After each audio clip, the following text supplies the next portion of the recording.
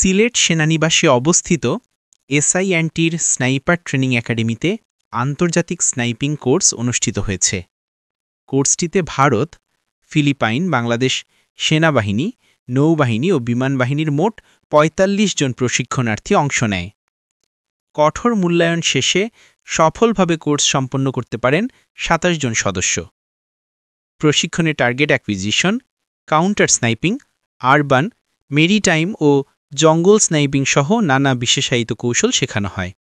এছাড়া hostage rescue support ও রিকনমেশনের বাস্তবধর্মী প্রস্তুতিও করানো হয়। পুরো প্রশিক্ষণে বাংলাদেশ সেনাবাহিনীর SC-76 থান্ডারবোল্ট স্নাইপার রাইফেল ব্যবহার করা হয়। অপটিক্স হিসাবে ব্যবহৃত হয় স্মিড অ্যান্ড বেন্ডার 525x56 PMI-1 এবং নাইট ভিশন ডিভাইস।